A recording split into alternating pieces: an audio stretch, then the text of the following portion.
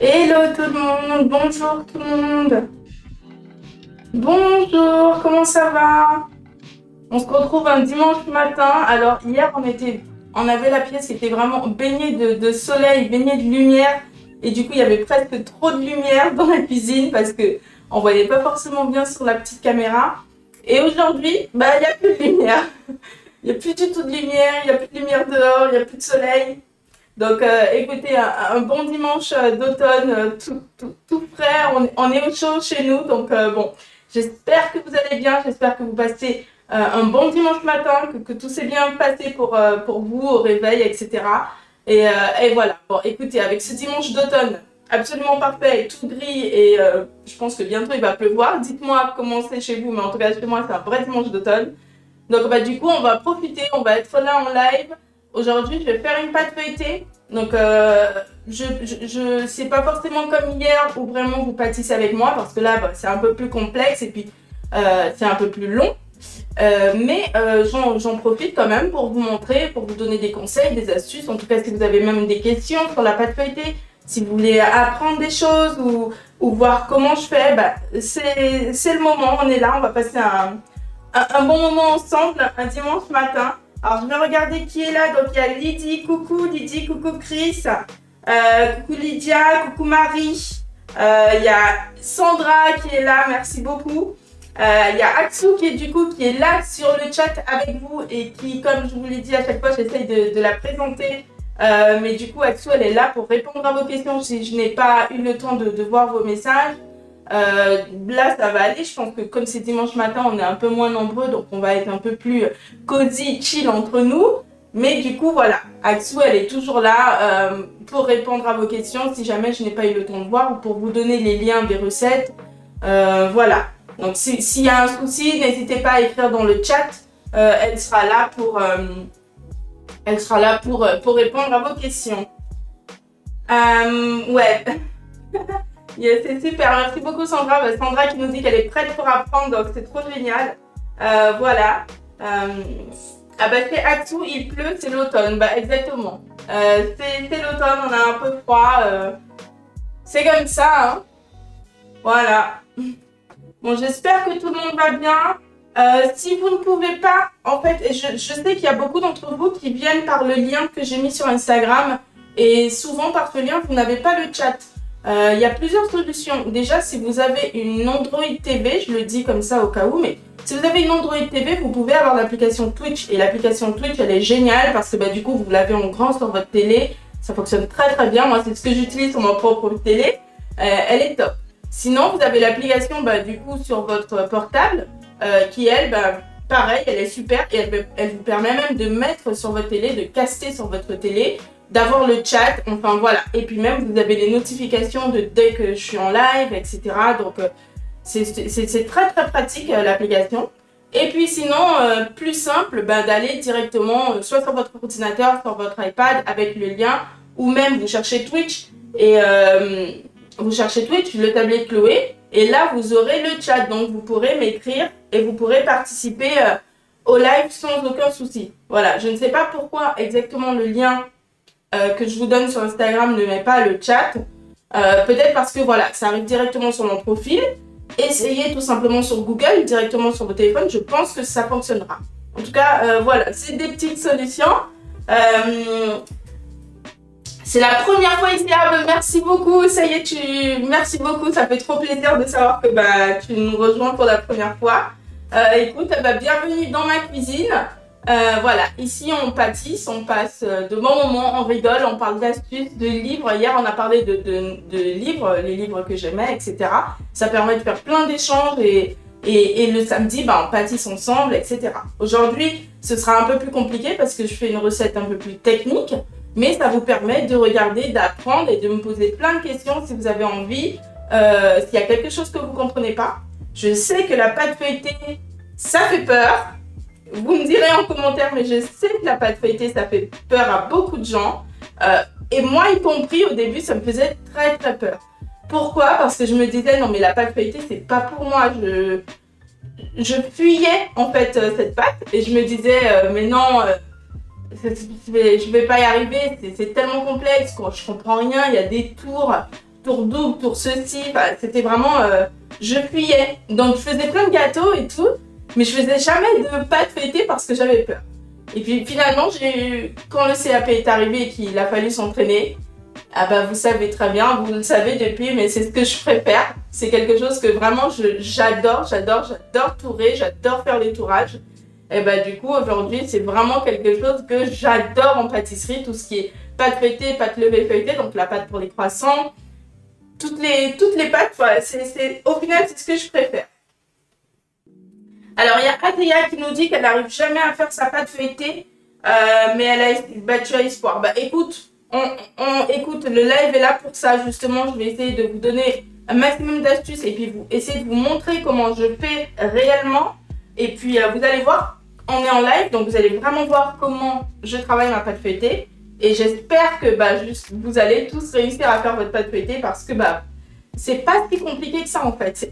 En fait, il faut comprendre comment ça fonctionne. Une fois que vous avez compris comment ça fonctionne, vous allez y arriver à chaque fois. Voilà. Coucou Chris. Ça fait longtemps, oui, ça fait longtemps Chris. Hein. Non, ça date juste d'hier, mais je suis trop contente que tu sois là. Merci beaucoup. J'espère que, je disais tout à l'heure que chez nous ici, en tout cas moi en région parisienne, j'ai un vrai dimanche d'automne, donc il fait tout gris. Hier, on était rempli de soleil et aujourd'hui, regardez, j'ai dû allumer toutes les lumières de la cuisine pour vous faire ce live. Donc, on a un dimanche tout gris. Donc, Chris, dis-nous comment c'est toi à Londres. Est-ce que tu as un vrai dimanche d'automne? Est-ce qu'il pleut chez toi? Est-ce qu'il fait tout gris? Ce serait hyper drôle de savoir. Bon, ben, qu'est-ce que vous en dites? On va commencer, je pense. Hein. Donc, je vous ai mis en plus les ingrédients au cas où. C'est une recette qui n'est pas encore sur le blog. Je vais la faire venir évidemment, mais vous savez que sur le blog, je prends le temps de bien mettre les photos en pas à pas. J'ai envie que tout le monde puisse réussir. Lorsque vous allez sur une recette sur le blog, j'ai envie que tout le monde puisse réussir la recette. Et donc, je fais un maximum de photos de toutes les étapes. Et donc, c'est pour ça qu'une recette peut parfois me prendre beaucoup de temps à arriver sur le blog parce que ça veut dire que je dois pâtisser avec ma caméra au-dessus et je dois tout faire, tout prendre en photo. Donc, c'est pour ça que ça me prend du temps à arriver sur le blog. Mais ça va arriver, promis, de toute façon c'est bientôt, voilà, ça c'est Chloé, j'allais dire c'est bientôt les galettes, non Chloé, c'est encore en janvier, mais bon, pour moi c'est bientôt parce que j'ai déjà envie de m'y mettre, mais voilà, donc c'est pas encore une recette qui est sur le blog, mais vous avez quand même la liste d'ingrédients, vous pouvez noter ce que je dis si vous avez envie ou pas, et puis de toute façon ça arrivera sur le blog, voilà. Donc on va commencer, et puis au fur et à mesure, n'hésitez pas à me poser des questions, à m'arrêter s'il le faut, si je vais trop vite ou quoi. Je vais essayer de vraiment regarder toutes vos questions. Donc n'hésitez pas, je suis là pour que vous puissiez réussir votre pâte feuilletée et puis même pour que vous puissiez voir déjà. Si vous n'avez pas encore essayé, ce sera une première approche de la pâte feuilletée. On est prêt? Bonjour, bonjour, il y a The Legit Lord qui est arrivé. Ça fait plaisir, il y a du monde. Finalement, dimanche matin, il y a du monde. Vous êtes tous réveillés? Vous êtes tous venus voir le live? Le live de Chloé. Bah écoutez, bienvenue tout le monde. C'est parti, on va faire une pâte feuilletée ensemble. Bienvenue dans ma cuisine. Et puis, j'espère qu'on passera un bon moment. En tout cas, n'hésitez pas dans le chat. Donc, je vais commencer par faire la détrempe. C'est la première étape d'une pâte feuilletée. La détrempe, c'est une pâte, c'est la pâte de base en fait. Où vous allez ajouter votre beurre et ensuite vous allez tourer. C'est une pâte qui, vous allez le voir dans les photos, hein, dans la vidéo, pardon, elle n'est pas très jolie. Elle ne ressemble à rien cette pâte. Elle est bizarre, elle n'est pas jolie. Donc, si vous avez une détrempe qui n'est pas jolie chez vous, ah ben c'est pas grave. Vous êtes très très bien. Alors bah du coup, Mamie Mat a devoir ta recette, j'ai jamais essayé. Bah écoute, c'est une première approche pour toi, tu verras, c'est pas si compliqué que ça. Alors, je prends ici dans un petit cul de poule, un saladier, je vais mettre 250 g de farine T45. J'utilise de la T45 hein, pour la pâte feuilletée. Et puis, regardez, je fais un petit puits dans mon saladier. J'en ai déjà mis partout sur la table, mais c'est pas grave. Je fais un petit puits. À ce petit puits, j'ajoute 5 g de sel.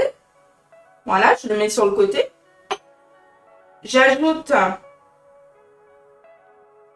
125 g d'eau.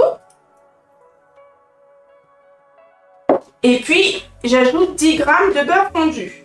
Alors, le beurre fondu, je l'ai fait fondre tout à l'heure. Et comme ça, il n'est pas très chaud, quoi. Il n'est pas brûlant. C'est important quand même. Et là, je vais remuer tout doucement. Alors, je ne sais pas si vous voyez bien avec la caméra, parce que, comme je vous disais, on est dans un vrai dimanche d'automne et donc on a très peu de lumière. Donc, j'ai allumé toutes les lumières de la cuisine. Mais dans tous les cas, la bonne nouvelle, c'est que ça y est, avec mon mari, on a investi pour le live et on a acheté une nouvelle caméra qui devrait arriver la semaine prochaine. Donc normalement, cette caméra-ci, là, que vous voyez sur la table, la semaine prochaine, ce sera une bonne caméra avec une bonne qualité. On croise les doigts pour qu'elle arrive à temps. Mais ça devrait être beaucoup mieux pour vous, pour que vous puissiez bien voir la table et la préparation. Donc, regardez, je vais vous montrer. Là, j'ai une... attendez, je vais couler ce beurre là, parce que là, ça va me déranger. Là, j'ai ma pâte qui commence à peine, regardez, je vous montre hein, comment déjà c'est, qui commence à peine à être... elle ressemble à rien, regardez, on dirait un tissu déchiré, c'est hyper bizarre. Vous avez vu? Alors, ça, je vais le mettre sur la table. Je vais tout mettre sur la table, même toute la farine qui est là. Et ce que je fais, c'est que je vais vraiment la pétrir pour bien mélanger toute la farine, pour tout avoir. Hop. Vraiment, je ne laisse pas de farine, c'est pas grave, je mélange à la main, je forme une boule. Elle est un peu collante, mais regardez, pas si collante que ça. Regardez, j'ai les mains quand même relativement propres. Voilà. Est-ce qu'on peut la faire au robot? Est-ce qu'on peut faire la détrempe au robot? Alors oui, tu peux faire la détrempe au robot, mais je pense que tu peux rester sur la vitesse la plus basse, donc la vitesse 2 sur un KitchenAid ou sur un autre robot, voilà, une petite vitesse en fait, tout simplement. Parce qu'il ne faut pas aller non plus trop vite, c'est la détrempe, donc on n'y va pas trop vite non plus. Mais pas de souci pour le robot. Et voilà, regardez, en même pas 5 minutes, de pétrissage, je vais y arriver, j'ai une boule qui se forme. Et regardez, ça c'est ma détrempe. Alors vous voyez, c'est pas non plus lisse, c'est pas non plus... Il y a un peu une texture assez chelou, hein, j'essaye de vous montrer correctement.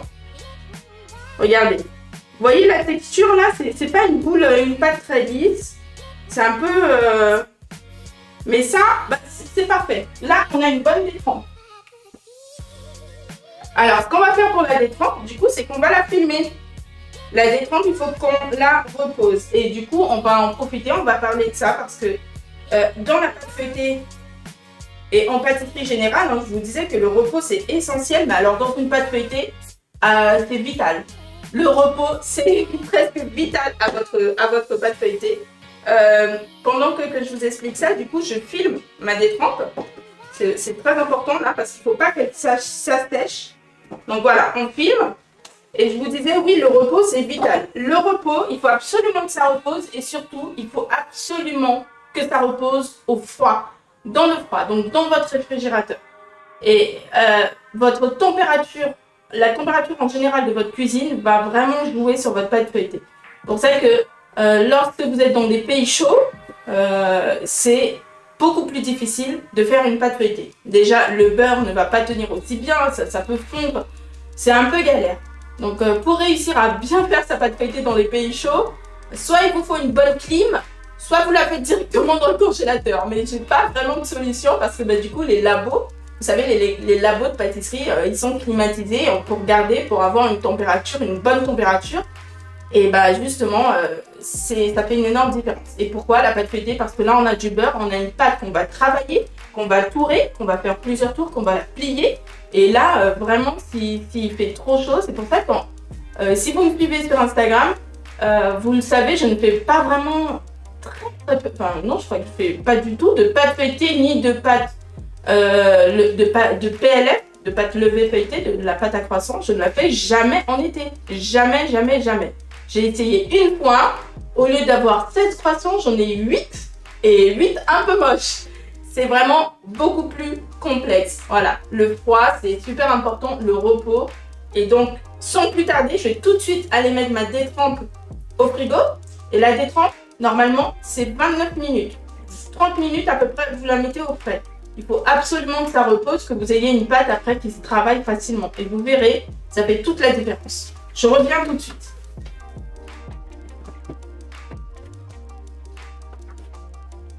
Alors, je vais essayer de lire vos messages en même temps. Il y a Magali qui est là. Bonjour Magali, comment tu vas? Ça fait plaisir de te voir ici. Alors, bonjour Chloé, en retard mais je regarde. Oh, merci beaucoup, merci Magali, ça fait trop plaisir. Bah écoute, merci beaucoup, moi je suis trop contente d'être là avec vous. J'espère vraiment pouvoir répondre à vos questions, à vos inquiétudes, pour que vous puissiez vraiment voir comment on fait une pâte feuilletée. Moi je suis là pour ça, vous le savez, je suis là pour partager. Et je le dis très souvent en pâtisserie, moi je n'ai pas de secret en pâtisserie. Je partage un maximum de choses avec vous et de toute façon, comme je vous ai dit, en pâtisserie, il faut faire, faire et refaire. Voilà, ça va être le slogan de ce live, parce qu'on va le dire à chaque live, mais voilà, en fait, c'est tout simplement ça. Il faut faire, faire et refaire. Et une pâte feuilletée, on peut l'arriver du premier coup, mais on peut aussi la rater du premier coup, et c'est pas grave, il faut faire, faire et refaire. Donc, du coup, on a commencé par faire une détrempe. Donc, la détrempe, c'est super important, parce que c'est la base de votre pâte feuilletée. On l'a mis au frais, il va rester 30 minutes au frais. Et ce qu'on va faire, c'est qu'on va préparer le beurre. Donc, on va faire un bon petit topo sur le beurre parce que tout le monde a beaucoup de questions sur le beurre. Donc, n'hésitez pas, en tout cas, si vous avez des questions, c'est le moment. Pour le beurre, évidemment, le mieux, c'est du vrai beurre de tourage, du beurre qui est extra sec. Ça permet de faire une pâte feuilletée incroyable. Et ça, ce beurre-là, si il est facilement trouvable à métro. Peut-être sur des sites de pâtisserie qui peuvent livrer pour les particuliers, je ne sais pas, il faut chercher. En tout cas, oui, c'est vraiment le meilleur beurre que vous pouvez trouver, c'est le beurre de tourage extra sec qu'on vend à métro et peut-être parfois sur des sites de pâtisserie. À voir. Maintenant, pour aller à métro, il faut une carte de métro, il faut avoir une société, une entreprise, etc. Moi, je suis comme vous. J'ai mon supermarché à côté et je dois me débrouiller avec ce que j'ai. Bah écoutez, je vous ai déniché 3 beurres que vous pouvez trouver partout, qui sont facilement utilisables dans vos pâtes feuilletées, dans vos pâtes à croissant et dans toutes vos pâtes en général. Moi, en tout cas, je fais avec parce que moi, je suis comme vous. J'ai en fait, c'est vrai que moi, j'ai une entreprise, donc je pourrais faire une carte à métro et puis m'acheter le meilleur beurre possible. Peut-être je le ferai à un moment. Mais voilà, métro, c'est quand même pas à côté. J'y suis jamais encore allée pour dire. J'ai été une seule fois, c'était il y a 4 ans. Donc voilà, je suis comme tout le monde. Je me débrouille avec ce qu'il y a au supermarché. Et croyez-moi, au supermarché, il y a quand même de bons beurres. Et je vais vous présenter du coup 3 beurres que vous pouvez trouver un peu partout. Alors, je vais y aller crescendo. Le premier beurre que je vous conseille, et c'est un beurre qui est facilement trouvable, c'est le beurre lait croisé de la marque Repère, donc de Leclerc. Voilà, c'est le beurre de Leclerc, c'est celui-là, c'est l'extra fin. Je l'ai utilisé une vingtaine, trentaine de fois, je ne sais pas, dans mes pâtes feuilletées, dans mes croissants. Il n'y a aucun souci, ça fonctionne très bien. Et c'est Leclerc, donc voilà, c'est celui que vous trouvez partout. Alors moi, je prends toujours du doux. Mais bon, vous faites comme vous voulez, évidemment. Si vous prenez du salé, n'oubliez pas que ça va rajouter du sel à votre préparation. Donc les 5 grammes de sel que j'ai mis, c'est peut-être un peu trop si vous prenez du beurre salé. Donc vous avez le beurre Leclerc. Et puis ensuite, dans tous les supermarchés aussi, vous allez facilement trouver celui-ci, le beurre Icini. C'est le beurre d'Icini. Donc ça, c'est le meilleur beurre. Vraiment, c'est parmi les meilleurs beurres de France. Hein. C'est vraiment, du coup, ça a même l'appellation d'origine protégée, l'AOP. C'est vraiment un excellent beurre. Et ça, vous pouvez l'utiliser très facilement. C'est même celui que je vous recommande le plus pour tout ce qui est pâte feuilletée, tout ce qui est vos croissants et toutes vos pâtisseries en général. Alors évidemment, c'est un beurre qui coûte un peu plus cher que les autres. Mais en tout cas, c'est un très bon beurre. Et puis, de la même façon, vous avez aussi un autre beurre d'Icini qui est celui-là. Pareil, il a même une médaille d'argent, hein, vous pouvez voir. Il est super, comme je vous dis, moi je prends toujours les beurres en doux. Vous pouvez prendre en salé, bien sûr, mais n'oubliez pas que ça rajoute du sel. Voilà, ce sont de très bons beurres que vous pouvez utiliser dans vos pâtisseries. Le beurre Leclerc, vraiment, ça paraît pas, mais c'est un très très bon beurre, donc ça fonctionne très très bien. Il y en a qui m'ont recommandé aussi, il y a un pâtissier qui m'avait recommandé le beurre de Carrefour, la marque Carrefour, et ça fonctionnait très bien aussi.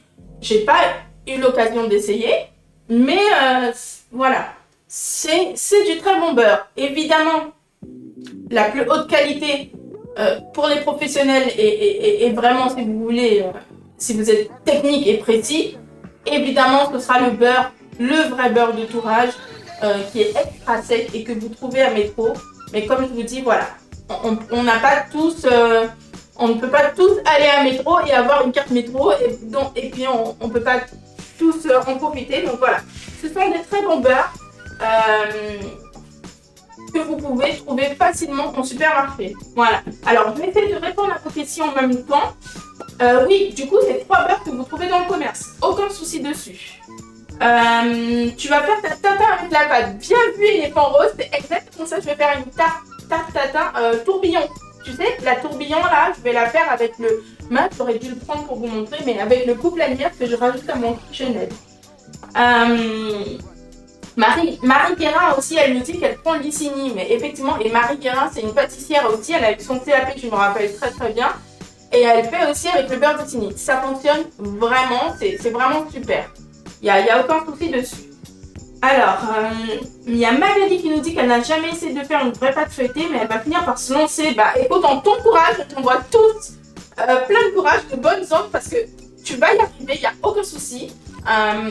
Alors, un petit conseil, si vous vous lancez pour la première fois dans une pâte feuilletée, ne soyez pas pressés. Ne soyez pas pressés, les amis. Faites-le avec le temps. Prenez le temps de faire reposer votre pâte. Ne soyez pas à la minute ou en train de faire vite ou en train de chercher des petites astuces pour bidouiller la recette. Non! Ça ne fonctionnera pas si vous faites ça. Prenez votre temps. Prenez un jour où vous vous dites, voilà, aujourd'hui je vais essayer une pâte feuilletée, je prends mon temps, je la fais correctement, je laisse reposer la pâte, je prends mon beurre et il n'y aura aucun souci. Ça fonctionnera. Ben oui, le beurre d'Icini et il y a aussi la crème d'Icini effectivement qui sont vraiment top. Nini973 qui nous demande, est-ce que si on laisse reposer plus longtemps, est-ce que c'est grave? Alors non, pas du tout. Pas du tout. Si on peut laisser 1 heure, 2 heures, une nuit, il n'y a aucun souci. Il y a des pâtissiers qui recommandent de faire parfois, alors c'est pour la pâte feuilletée inversée, ils recommandent parfois de la faire sur 3 jours. Pour vous dire, 3 jours au frigo.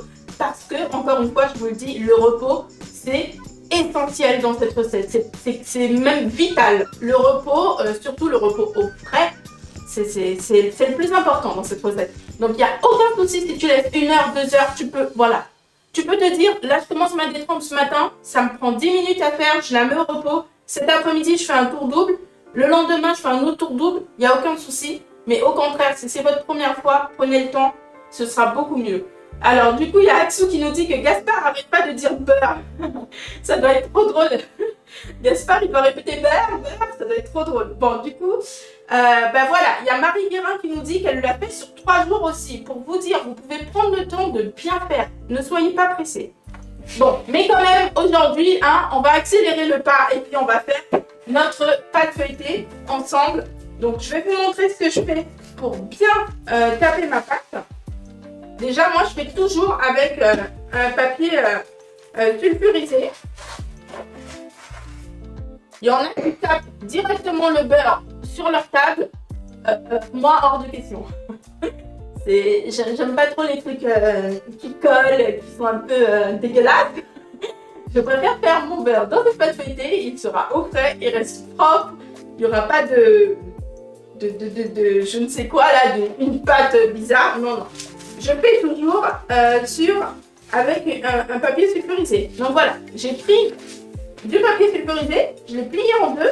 Et ce que je vais faire, c'est que je vais venir mettre mon beurre à l'intérieur et je vais taper mon beurre dans la pâte feuilletée. Alors regarde, dans le papier sulfurisé, que dire? Ce que je fais, c'est que là, il me faut 165 grammes de beurre pour faire cette étape. Alors, regardez, je vous mets les ingrédients comme ça. Comme ça, vous voyez. Hop. Ça, c'est chouette parce qu'on a toujours des indications de la quantité. Donc là, hop, 100, 150, 165. Alors aussi, j'ai sorti le beurre pour vous le montrer. En vérité, je l'ai sorti avant qu'on commence le live, hein, tout pile avant. Donc non, normalement, je ne le sors pas, je le tape directement froid. Voilà, regardez. Là, je le mets là. J'essaie de le mettre correctement, évidemment. Et puis, je referme ça. Là, mon beurre, je vais le remettre au frais tout à l'heure. Et là, je vais taper mon beurre. Alors, important, je vais essayer de ne pas vous casser les oreilles. Donc, je vais couper le son rapidement. Le temps de taper le beurre et donc d'avoir un beurre plat. Regardez bien comment je le fais. Je vais au fur et à mesure plier le papier sulfurisé pour avoir un beau carré. Mais voilà, je vais devoir couper parce que j'ai pas envie de vous casser les oreilles et parce que voilà, c'est le moment de taper le beurre. Néanmoins, vous pouvez quand même regarder ce que je fais. C'est parti, vous êtes prêts?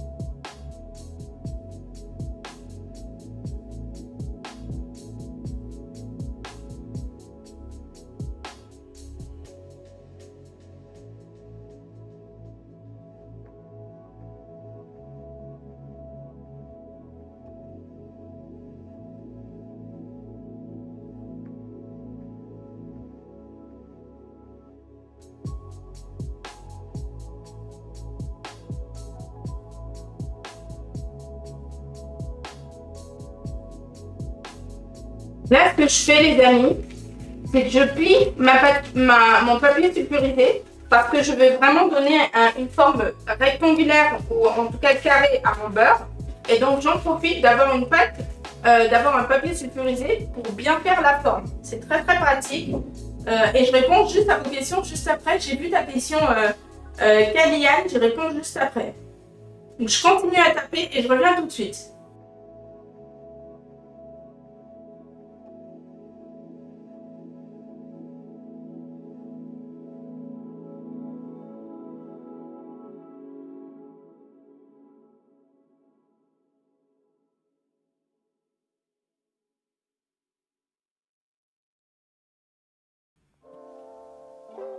Hop.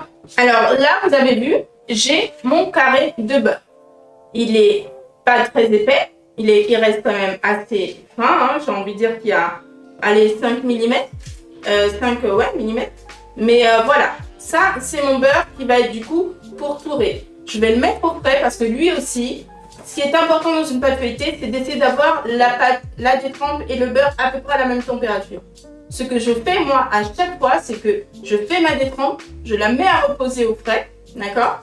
Les 30 minutes. Mon beurre est toujours au frigo, hein, je le sors du frigo, je tape. Et ça, je le fais juste avant que ma détrempe soit prête pour la suite.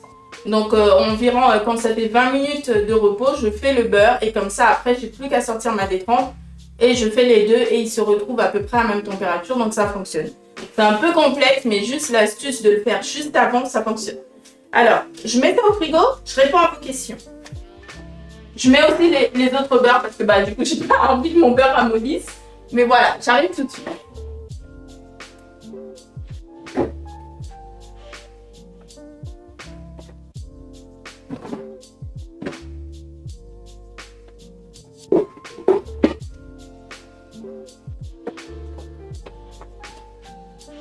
Alors, je vais répondre à vos questions, le temps, et puis après on passe à la suite. Hein. Mais du coup, Sur 3 jours, il n'y a aucun souci, vous pouvez laisser plus de temps. Il y a Kalienne qui nous demande « Bonjour, quand tu dis que ça fonctionne avec ces beurres-là, qu'est-ce qui peut se passer si on n'a pas un beurre d'assez bonne qualité? Qu'est-ce que ça donnerait comme résultat ?» En fait, évidemment, ça reste, si tu prends un autre beurre, évidemment, ça reste du beurre. Donc, ta pâte feuilletée, elle peut très bien se passer, ça peut se dérouler comme d'habitude, il n'y a aucun souci. Mais tu n'auras pas un résultat peut-être vraiment de pâte feuilletée. Tu n'auras peut-être pas de belles couches de pâte feuilletée. À la fin, tu n'auras peut-être pas un croquant, un vrai bon croquant. Peut-être que tu n'auras pas vraiment toutes les couches de feuilles. Voilà, ça peut faire modifier tout ça. Et voilà, en fait, dans le beurre qu'on utilise pour le tourage, c'est un beurre extra sec. Et pourquoi? Parce qu'il faut vraiment que ça soit du pur beurre, mais qu'il soit vraiment sec. Parce que quand il est sec, ça nous fait une pâte feuilletée incroyable parce qu'on a des couches parfaites et qu'à la fin, lorsque tout est parfait et qu'on cuit, on a des feuilles incroyables et un croquant de fou. Donc voilà, évidemment, si vous utilisez un autre beurre, n'importe quel beurre, ça reste du beurre. Mais ce ne sera pas forcément le meilleur beurre pour faire une pâte feuilletée. Et donc, vous n'aurez pas forcément le meilleur résultat, ou en tout cas le résultat qu'on peut avoir en utilisant ces beurres-là. Ensuite, la taille du carré, là, je l'ai... Alors, je ne sais pas si je l'ai fait au hasard ou pas. Évidemment, je n'étais pas là avec ma règle. Hein. J'ai toujours une règle en pâtisserie. Là, je n'étais pas là avec la règle parce que bon... J'ai l'habitude de faire des pâtes feuilletées, mais c'est surtout que là, et d'ailleurs j'en profite pour répondre à la question aussi de Nini973 qui demande parfois on voit des grands carrés de beurre. Ici je trouve qu'il est plus petit. Alors c'est tout simple, c'est parce qu'on a fait une petite détrempe. Notre détrempe elle a 250 g de farine, c'est une toute petite boule et donc il faut quand même que le beurre, la détrempe elle puisse s'étaler assez pour que le beurre rentre dedans. En fait la détrempe doit avoir à peu près la même largeur que le beurre. Donc là, vous avez vu, on a fait un carré comme ça, mais la détrempe aussi devra être de la même largeur à peu près pour faire entrer le beurre dedans. Donc des fois, sur des vidéos de chefs pâtissiers, vous voyez des grandes palettes de beurre comme ça où ils intègrent dedans. Mais croyez-moi, c'est parce que là, ils ont dû mettre au moins 15 à 15, je ne sais combien, 50 kg de farine pour faire une détrempe très grande. Voilà. Donc, c'est une question de proportion, tout simplement. Nous, on a mis 250 g de farine, donc on ne peut pas faire non plus un trop grand carré de beurre. Ça n'ira pas. Il faut que ça reste vraiment la même proportion environ. Ensuite, il y a avec plaisir, Sandra. Alors, moi, est-ce que j'ai déjà essayé la pâte feuilletée express? Alors, je suis à 2 doigts d'en essayer une. Mais c'est vrai que jusqu'à maintenant, moi, je fais la pâte feuilletée normale. Mais ça c'est le côté un peu du CAP pâtissier. Je suis habituée à faire une pâte feuilletée normale. J'ai pas l'habitude de... Enfin, voilà. Je ne saurais même pas pourquoi, ni vous dire pourquoi je n'ai pas encore fait de pâte feuilletée express. Mais bon, moi, j'arrive très bien à gérer ma pâte feuilletée normale. Du coup, je suis habituée à faire ça. Donc, voilà, je n'ai pas forcément l'habitude de faire une pâte feuilletée express. Mais écoutez, il y a beaucoup de monde qui disent que ça fonctionne. Donc, et puis, je vais en essayer une très bientôt. Dans quelques jours, je pense. Donc, je pourrai toujours vous dire, toujours vous faire un retour dessus. Aucun souci.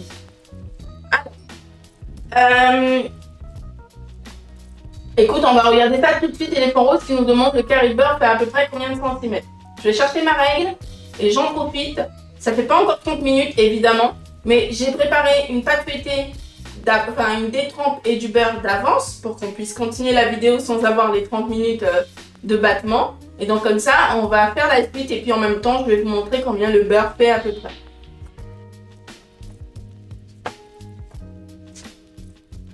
Alors ça, c'est ma règle. J'ai toujours une règle en pâtisserie, une petite règle en métal. Ça fonctionne super bien. Et je vais prendre...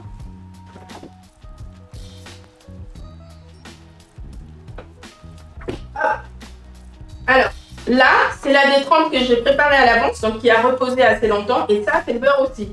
La détrempe, elle est déjà beaucoup plus ferme et le beurre, aussi. Il se tient, il est beaucoup plus ferme. Ce qu'on va faire, c'est que je vais faire la suite et puis je vais vous montrer. Alors, il y a Éléphant Rose qui nous demandait combien de centimètres ça faisait à peu près. Donc, celui-ci, là, on est à 15. Ouais, c'est une vingtaine de centimètres sur 15. Voilà, tout simple. C'est pas très grand et puis c'est pas non plus trop petit. Mais, tac.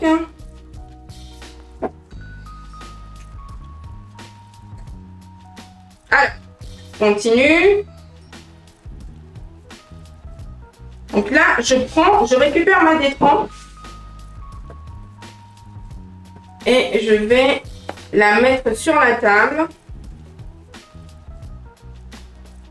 Et on va faire le premier tour double. Hop, regardez. Je vais vous mettre le plan de la table pour que vous puissiez voir. Je prends un peu de farine pour fleurer mon plan de travail. Et là, vous voyez, hein, notre pâte, toujours la même. Elle est peut-être un peu humide. Et voilà. Ce que je fais, c'est que je vais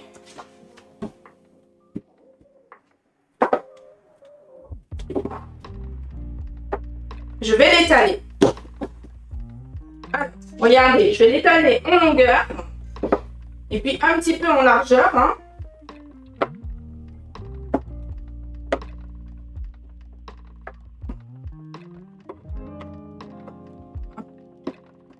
Faut que j'arrive à mettre mon beurre dedans, que j'arrive à le coincer dedans comme un papier cadeau.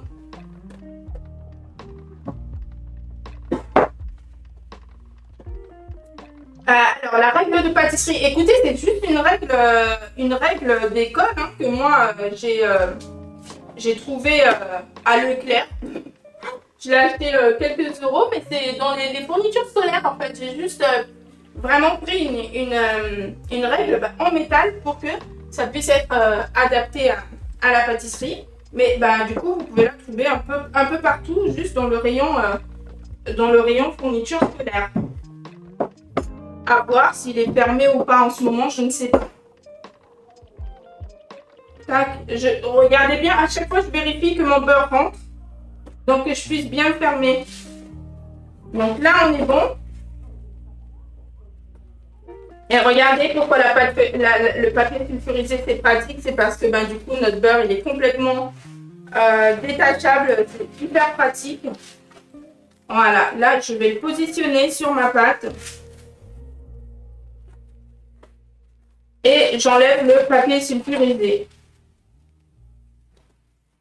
Voilà. J'espère que vous avez une bonne vue. J'espère que vous arrivez à voir correctement. Et puis là, du coup, je le referme. Je referme comme...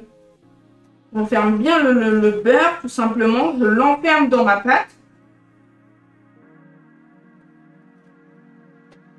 Il y en a qui vous pouvez aussi le mettre au centre. Hein. Vous pouvez aussi faire une croix sur votre détrempe pour réussir à mieux cerner le centre. Il n'y a aucun souci. En fait, tant que c'est enfermé, c'est le plus important.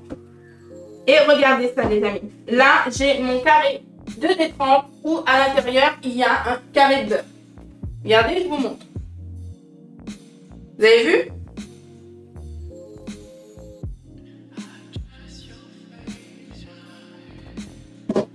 Et là, ce qu'on fait, c'est qu'on va faire le premier tour double. Alors, je vais vous expliquer au fur et à mesure, du coup, qu'est-ce qu'un tour double et qu'est-ce qu'un tour simple. Dans une pâte feuilletée, on va faire uniquement des tours doubles.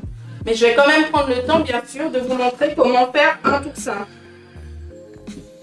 Je vais faire avec l'autre pâte, comme ça, on gardera de bons tours. Alors, regardez. Là, je place ma détrempe. Est-ce qu'il faut une certaine épaisseur quand tu étales la détrempe?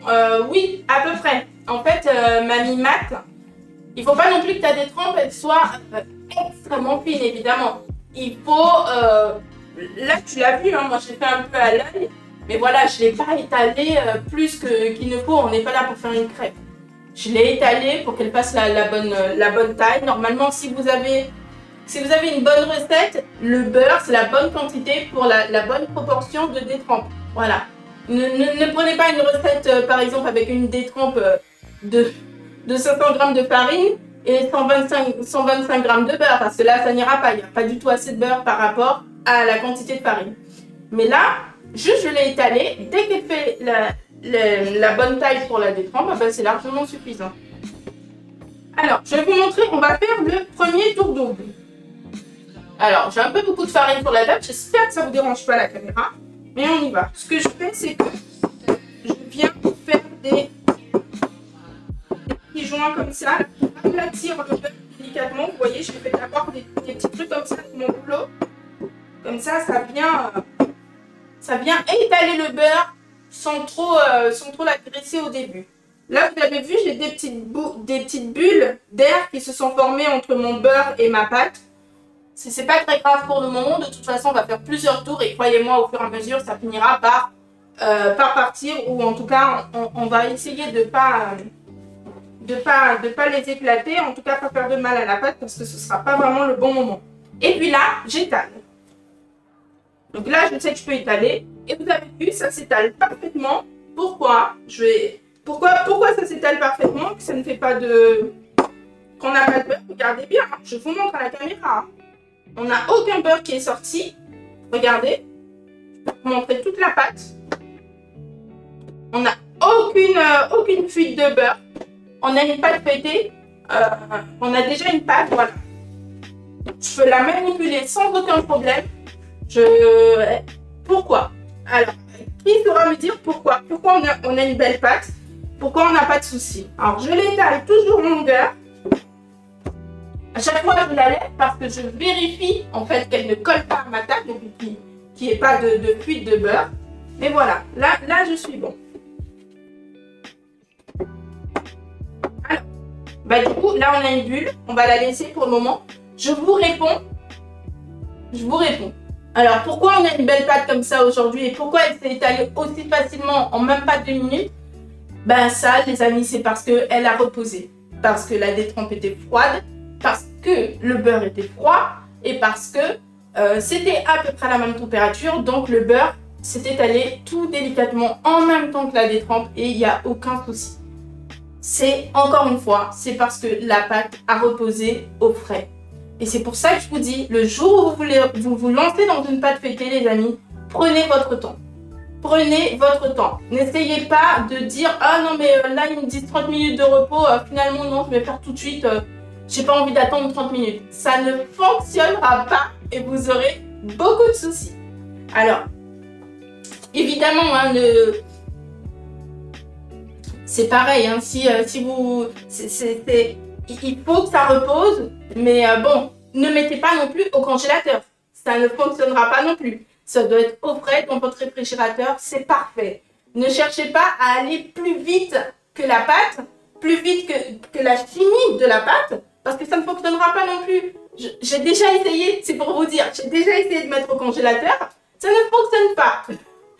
Pourquoi? Parce que le froid va bloquer le beurre, le froid va bloquer la détrempe, et après, pour l'étaler, vous aurez plein de soucis. Donc, ne faites pas ça. Prenez le temps comme je viens de faire aujourd'hui, et ça fonctionne parfaitement, vous n'aurez aucun souci. Vous aurez une bonne pâte feuilletée à la fin et une pâte feuilletée maison. Parce que là, les amis, je sais ce que j'ai mis dans ma pâte. Je sais quel ingrédient j'ai mis dans ma pâte. Et vous pouvez le voir d'ailleurs dans toute la recette, je ne mettrai aucun sucre en fait. Il n'y a pas besoin de sucre. Je ne vois même pas pourquoi mettre du sucre. Le sucre, je l'ajouterai peut-être tout à l'heure quand je ferai une tarte tatin ou quand... Voilà, je l'ajouterai selon ce que je vais faire avec la pâte feuilletée. Mais il n'y a pas besoin de sucre pour le moment, donc vous n'en mettez pas. Et c'est ça, en fait, le bonheur de faire maison, c'est que je sais exactement ce qu'il y a dans ce que je fais. Je connais mes ingrédients, je peux choisir les ingrédients, vous pouvez choisir votre farine, etc. Et vous n'aurez pas de soucis. Donc voilà, je vous faites toujours, prenez le temps, il n'y a pas besoin de faire vite. Alors, on va continuer, par contre, on ne va pas prendre trop de temps parce que la pâte, elle est là, elle est prête. Ce que je vais faire, c'est qu'on va faire un tour double. Je réponds à vos questions juste après. Alors, si jamais on a une fuite de beurre, c'est la cata qu'on peut récupérer. Alors, ça dépend de la fuite, mais oui, on peut essayer de récupérer.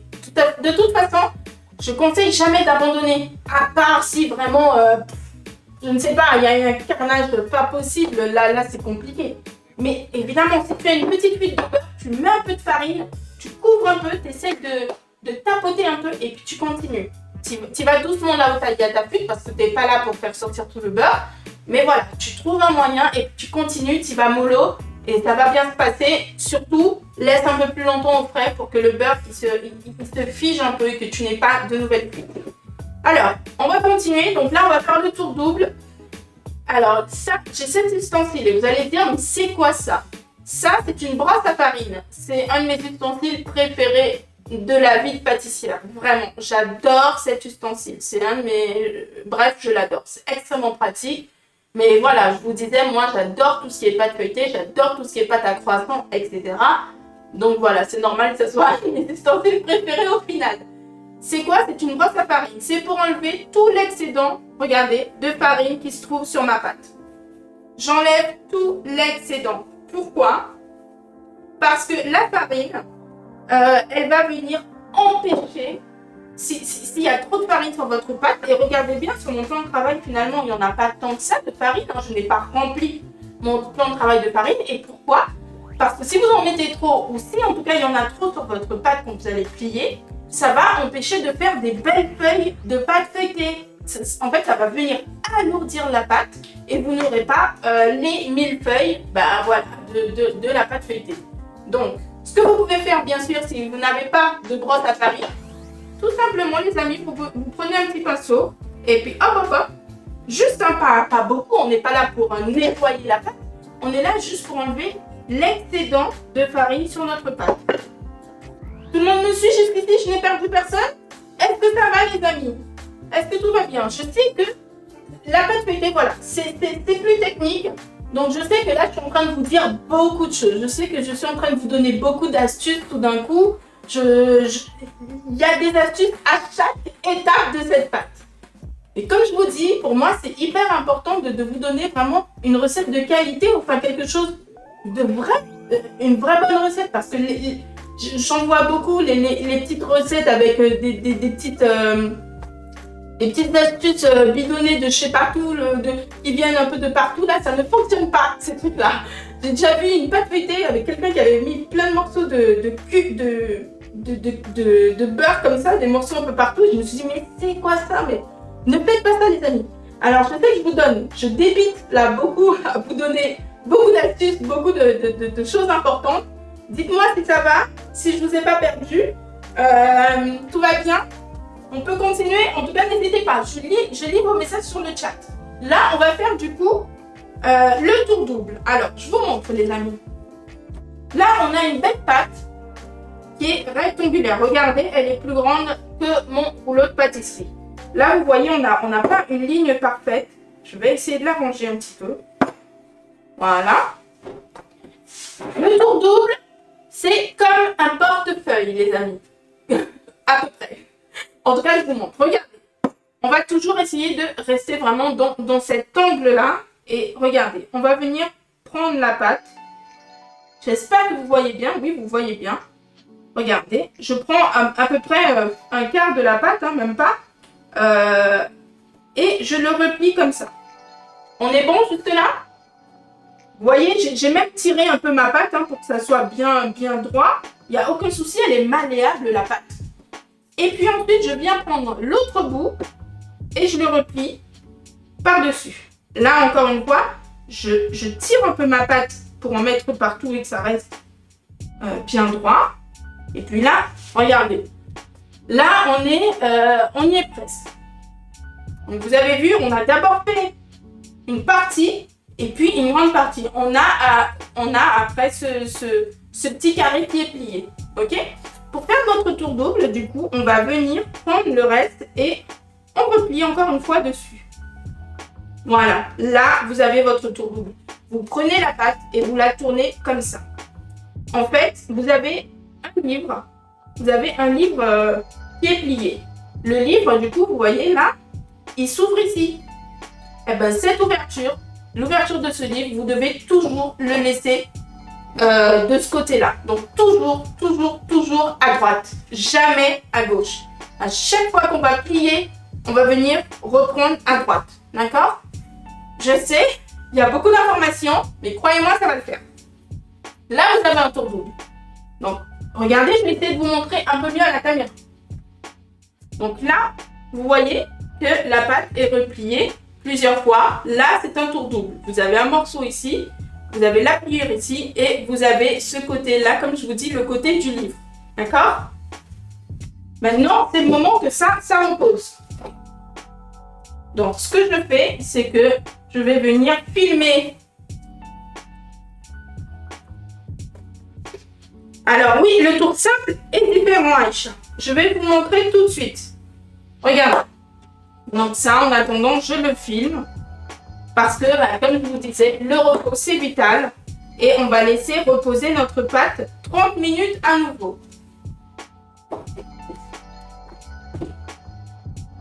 Hop. Je le ferme bien parce qu'on ne veut pas que notre pâte, elle s'assèche. Voilà. Donc les amis, ça, je vais tout de suite aller le mettre au réfrigérateur. Et c'est parti pour 30 minutes de repos avant de faire le prochain tour double.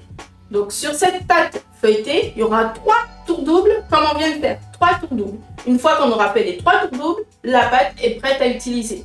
Évidemment, moi, avant de l'utiliser, je préfère à nouveau laisser 30 minutes de repos. Donc ça fait quand même au final beaucoup de repos. Comme je vous dis, c'est une recette technique, c'est une recette qui prend du temps. Ne soyez pas pressés si vous voulez la faire. Mais voilà, donc c'est parti pour 30 minutes de repos pour celle-ci.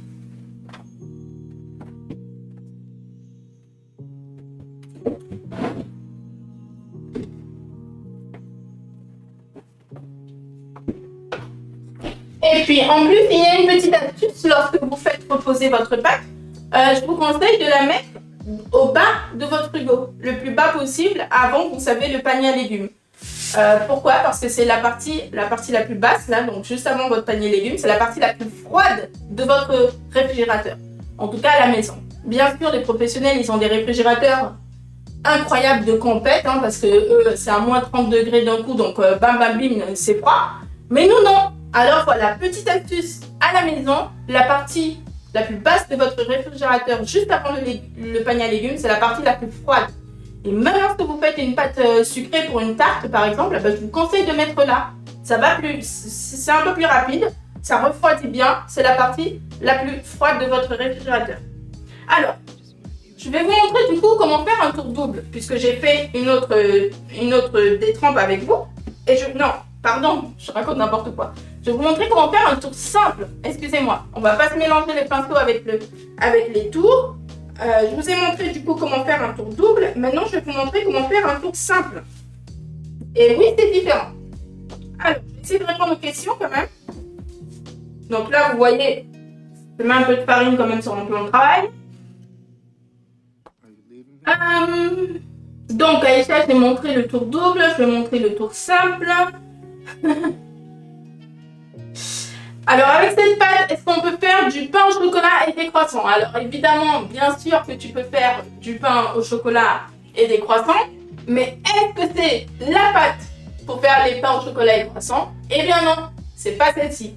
La pâte pour faire les pains au chocolat et les croissants, c'est la pâte levée feuilletée. C'est ce qu'on appelle la PLF. La PLF, la différence, c'est que la détrempe, elle a de la levure, boulangère. Donc, la détrempe, elle va gonfler. Elle va gonfler, elle va gonfler, elle va gonfler. Et lorsqu'on va venir faire les tours, elle va gonfler aussi.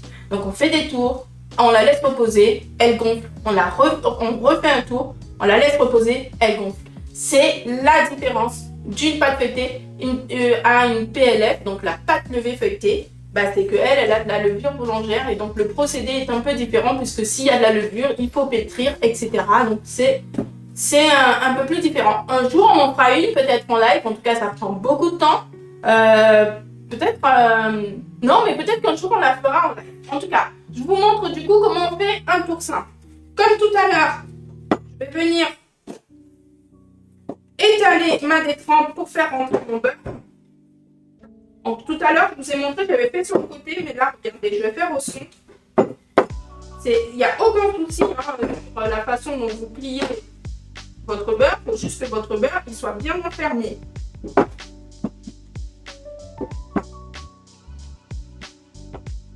Là, regardez, j'ai à peu près un rond un peu chelou, j'avoue, mais bon, j'ai étalé, voilà.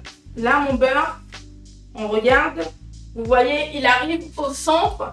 Tout à l'heure, j'avais fait un rectangle, donc je l'avais mis sur le côté. Là, on va essayer au centre, ok?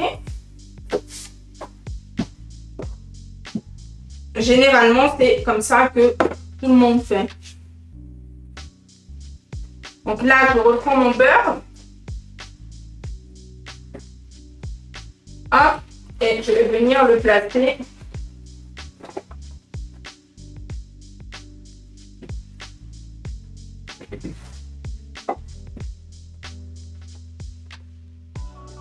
Et voilà.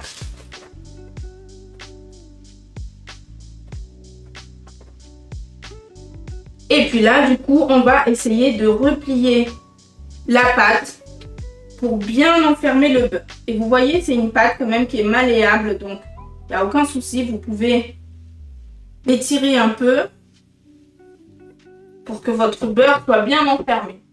Voilà, on a fait ceci, on va faire le reste. Et là, bah, du coup, c'est comme un papier cadeau, quoi. Hop là.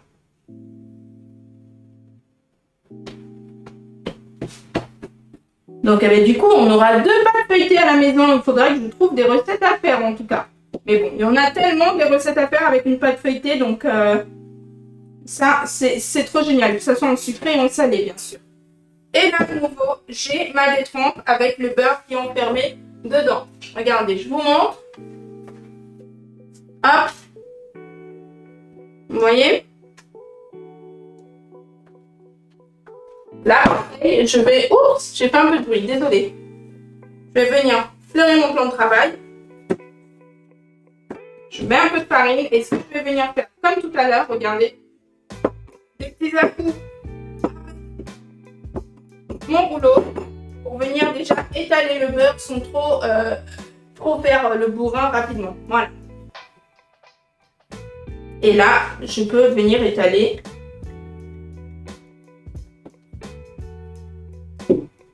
Donc là, je vais vous montrer comment faire un tour simple. On a fait des tours doubles tout à l'heure. Je vais vous montrer comment venir faire un tour simple. Je vérifie comme tout à l'heure, hein, je vous ai dit, je lève à chaque fois ma pâte parce que je ne veux pas qu'il y ait de fuite de beurre. Je vérifie qu'elle ne colle pas. Est-ce qu'il y a besoin de remettre de la farine ou pas? Je viens à chaque fois vérifier que tout va bien. Alors, bonjour, est-ce que la pâte feuilletée peut se congeler? Si oui, comment la décongeler pour l'utiliser? Alors, effectivement, techniquement, oui, la pâte feuilletée peut se congeler, aucun souci. Maintenant, la congélation, ça va forcément modifier un peu la texture de ta pâte feuilletée. Donc, tu peux la congeler, aucun souci. Tu vas la congeler, je te conseille de la filmer, de bien la filmer avant. Et puis, tu la mets au congèle. Le congélateur, en vrai, ça peut tenir 2 à 3 mois. Voilà, 2 à 3 mois au congélateur. Mais si tu congèles ta pâte feuilletée, moi, je te conseille après, comme ça va modifier un peu la texture, peut-être qu'elle va être... Tu la sors hein, juste avant d'utiliser, tu la laisses un peu décongeler un tout petit peu, mais 30 minutes environ, quoi. Et puis ensuite, tu l'étales. Mais tu vas devoir mettre un peu plus de farine.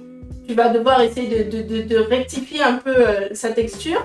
Donc, si tu le fais, si vraiment vous devez congeler la pâte, vous savez que vous allez l'utiliser voilà, pour quelque chose d'un peu plus facile. L'utilisez pas pour faire un millefeuille après. Parce que ça aura peut-être modifié un peu la texture, ce sera peut-être beaucoup plus collant. Donc, peut-être que vous n'aurez pas le résultat d'une belle pâte feuilletée pour un millefeuille. Voilà. Vous pouvez le faire, bien sûr. Mais vous savez que ça va modifier un peu, ça va jouer sur la texture de votre pâte feuilletée. Donc ne la prévoyez pas pour quelque chose de trop technique ou vous voulez vraiment de belles feuilles parce que là, c'est peut-être pas sûr. Alors congeler déjà touré. Oui, congeler déjà touré. Donc là, je vérifie toujours. Hein, vous voyez, j'arrive à lever ma pâte sans aucun souci.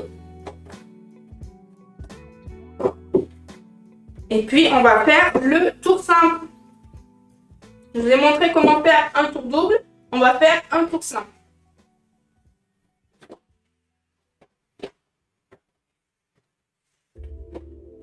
Alors, pour le tour simple, c'est beaucoup plus simple du coup que le tour double. Le tour double, en fait, on l'a plié 2 fois. Et donc on a plusieurs couches. Là, ce qu'on va faire, c'est qu'on va... Vous avez vu, j'ai encore une fois enlevé l'excédent de farine. Là, on va venir à peu près au milieu, comme ça. Alors, attendez, je vérifie. Hein, parce que... ouais. On va venir ici, au centre. On va plier juste. Voilà, j'essaie de toujours bien mettre droit. Vous avez vu? Et puis, tout simplement, on va venir faire l'autre côté. Et puis, ben voilà, ça, c'est le tour simple, les amis. Je vous ai montré comment faire un tour double. Et voici le tour simple. C'est pas plus compliqué que ça. On le plie une fois et là, on replie une deuxième fois. Ça, c'est le tour simple. Et comme je vous ai dit tout à l'heure, comme un livre, vous venez toujours mettre la pliure sur le côté droit, comme un livre. Vous ne la mettez jamais, jamais, jamais à gauche. Vous devez toujours la faire comme ça. Et puis, du coup, ben, voici les couches que vous avez avec le tour simple. En fait, et puis du coup, juste avant qu'on retrouve notre première pâte feuilletée qu'on a fait tout à l'heure, je vais vous expliquer du coup pourquoi on fait soit un tour double, pourquoi on fait soit un tour simple. En attendant, là oui, j'ai détaché. Pourquoi? Parce que les amis, là j'essaie de faire une pâte feuilletée et qu'une pâte feuilletée ça commence avec un tour double. Donc je vais recommencer mon tour double. Alors, hop, je fais un peu n'importe quoi là, c'est pas bien. Là, j'ai été trop vite. Vous voyez ce que ça fait être pressé? Ça fait que j'ai fait une pliure sur ma pâte. C'est pas bien du tout, du tout, du tout. Comme je vous ai dit, il faut toujours prendre le temps avec une pâte feuilletée. Hop là, voilà. Donc moi, j'arrive à rattraper parce que j'en ai fait plein, que j'ai l'habitude, etc. Mais ne soyez pas pressés lorsque vous allez faire une pâte feuilletée. Donc je vais vous expliquer pourquoi on fait des tours doubles, pourquoi on fait des tours simples. Alors, attendez, je filme ça, je le mets au repos.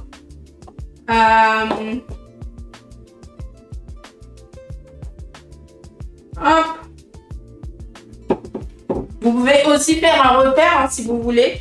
Il y en a qui font, voilà, ça, qui pincent un peu pour montrer qu'ils ont fait soit un tour double, soit un tour simple. Donc avec un tour simple, vous faites seulement un doigt, soit avec un tour double, vous faites 2 doigts.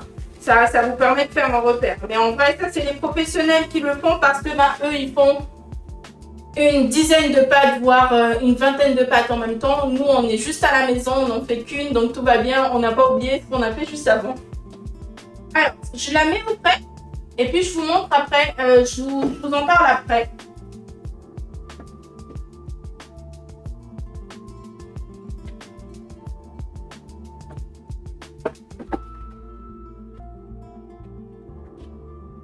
Alors, et du coup, j'ai pu toucher un peu ma première pâte pour voir où est-ce qu'elle en était. Est-ce qu'elle était froide, est-ce qu'elle était ferme ou pas.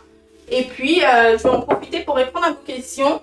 Et puis après, on va faire le deuxième tour double. Et puis, je pense que du coup, soit on s'arrêtera là ou pas. Parce que, comme je vous ai dit, la pâte feuilletée, c'est 3 tours doubles et vous pouvez l'utiliser. Vous pouvez la laisser reposer, vous pouvez l'utiliser le lendemain, vous pouvez l'utiliser tout de suite. Je vais vous expliquer après. Mais voilà, ça restera toujours des tours doubles. Je vous ai montré le tour double, le tour simple. Donc après, c'est pareil. Mais on en fera quand même un dernier. Comme ça, vous pourrez bien voir comment c'est. On va du coup répondre à vos questions, à toutes vos questions. Je nettoie un peu ma table pour que ça soit plus agréable après. Toujours avoir le plan de travail propre, là où on travaille la pâtisserie, il faut que ça soit propre. Hop là. Puis je vais aller me laver les mains.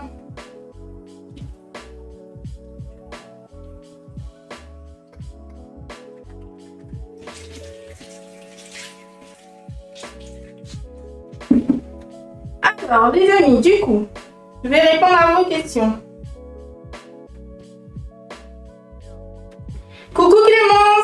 vas bien? Ah bah du coup Clémence, oui, on a fait la détrempe, en fait, on a fait une détrempe ensemble pour que tout le monde puisse voir bah, du coup comment on commence une pâte feuilletée. Ensuite, on a préparé le beurre, on a montré quel beurre utiliser quand on est à la maison et qu'on n'a pas forcément la carte métro pour acheter le meilleur beurre possible. Et puis ensuite, on a fait un tour double sur une pâte. Et puis comme j'avais prévu une autre pâte d'avance, on a pu faire une deuxième pâte feuilletée où j'ai pu montrer le tour simple. Et donc voilà. Donc bah écoute, c'est trop sympa que tu sois là. C'est le moment des questions, donc on va essayer de répondre à tout le monde. Ouais, donc ouais, j'ai expliqué du coup pour les astuces, hein, c'est comme un portefeuille, c'est aussi le côté libre un peu, hein, pour toujours l'utiliser sur la droite. C'est hyper important.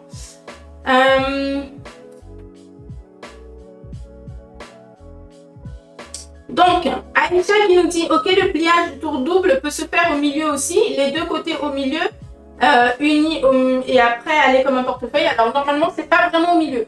Tu prends un quart de la pâte que tu replies et ensuite tu as ensuite bah, tout le reste que tu replies. C'est pas vraiment au milieu et tu replies comme un portefeuille. Ah, il y a Julie qui nous dit quel dommage qu'elle n'est pas arrivée à temps pour le procédé de la détrempe. Ah bah écoute, c'est vraiment, je te remets quand même des ingrédients. Mais la détrempe c'est vraiment très très simple. C'est une pâte qui est pas très jolie, qui ressemble pas à grand chose. En fait, il faut juste mélanger du coup la farine. Avec la farine, tu mets du sel, tu fais un puits. Et dans ce puits, tu verses de l'eau, tu verses du beurre fondu et tu mélanges tout ça.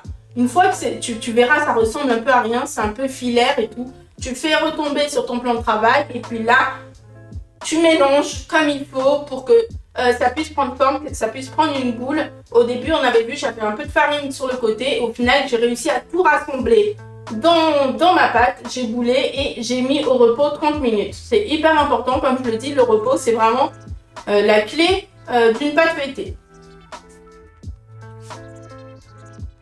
Alors, Chris, bah oui, merci Chris qui répond aussi à Julie. On peut effectivement voir la vidéo en replay. Sur ce lien, hein, toutes les vidéos sont en replay, donc vous pouvez toujours les retrouver en replay ici. Comme ça, bah, vous regardez le temps de la détrempe et de toute façon, c'est au début, comme ça, vous pourrez voir. Et puis, même si vous avez un doute sur la technique, bah, sachez que toutes les vidéos sont en replay ici, hein, que ce soit la pâte feuilletée ou hier, on a fait des petits moelleux sans gluten à la farine, de riz et au poire, ben vous pourrez toujours les retrouver ici si vous en avez envie. Bonjour Aya, comment tu vas Aya? Alors, j'essaie de voir si j'ai pas loupé des messages avant. Alors, il y a Sou qui nous dit, ouais, un challenge 24 heures pour la PLF. Alors, je sais pas si on fera ça un jour, parce que 24 heures, c'est assez long, bien sûr, mais pourquoi pas un jour faire la PLF tous ensemble, ce serait chouette. Bien sûr, ça prend beaucoup de temps et donc bah, peut-être qu'on se fixera des heures, je ne sais pas. Mais oui, pourquoi pas, ça peut être sympa. Bon, on en profite encore de quelques questions et puis dans quelques minutes, je vais récupérer donc notre pâte feuilletée où on a fait le tour double au début, rappelez-vous, parce que je laisse vraiment 30 minutes de repos. On va faire un nouveau tour double et puis on va la laisser reposer et je pense qu'on s'arrêtera là, à peu près.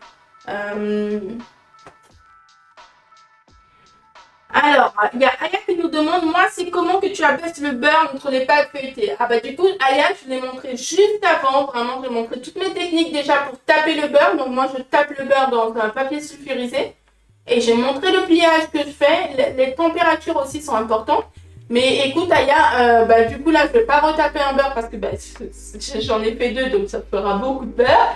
Mais tu auras la vidéo en replay donc tu pourras revenir, tu sais, avec le temps de lecture, tu reviendras pile au moment où j'ai tapé le beurre et tu pourras regarder, tu avances un petit peu, tu pourras suivre comment je l'ai fait. En tout cas c'est très très simple. Hein. Et puis j'essaye de vous donner un maximum d'astuces Ah bah oui, c'est ça qu'on devait parler. Merci beaucoup Julie. Pourquoi un tour double? Pourquoi un tour simple? Merci beaucoup Magali.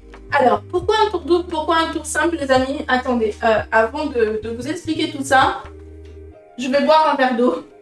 Parce que cette recette, comme je vous ai dit, je débite énormément, je parle beaucoup parce qu'il y a beaucoup de choses à dire, il y a beaucoup d'astuces, il y a beaucoup de... C'est de la technique. Donc là, j'ai un peu l'impression que ma gorge, elle est au bout. Donc je bois un peu d'eau et je vous explique pourquoi un tour double et pourquoi un tour simple.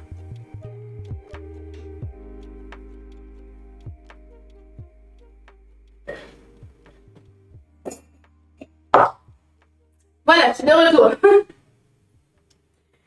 Alors, pourquoi un tour double? Bon, c'était très chelou de me voir boire comme ça, je me rends compte, je suis désolée. Alors, un tour double, ça fait un certain nombre de feuilles. Un tour simple, ça fait un certain nombre de feuilles. Pour avoir les 1000 feuilles, vous savez, la pâtisserie, 1000 feuilles, pourquoi elle s'appelle 1000 feuilles? Parce que dans la pâte feuilletée, on fait 1000 feuilles. Voilà, c'est aussi simple que ça. Il y a 1000 feuilles, on a appelé cette pâtisserie 1000 feuilles. Mais un tour simple donne un certain nombre de tours, un tour double donne un certain nombre... Pardon, un tour simple donne un certain nombre de feuilles et un tour double aussi. Et on a besoin de calculer à peu près le nombre de feuilles qu'on fait. C'est technique, hein, c'est vraiment technique. Et puis, c'est vraiment si un chef recherche une certaine croustillance, recherche une texture un peu spéciale. Je sais par exemple, vous savez, la tarte tatin du chef Zanoni, qui est incroyable, vraiment, qui est une c'est la meilleure que j'ai goûtée jusqu'à ce jour, c'est la tarte tatin du chef Zanoni. Et ben ce chef-là, le chef Zanoni, qui est le chef pâtissier de Georges V, le Palace à Paris, il m'a expliqué en personne, parce que j'ai eu la chance de le rencontrer, il m'a expliqué que pour sa pâte feuilletée de sa tarte tatin, il fait 2 tours simples.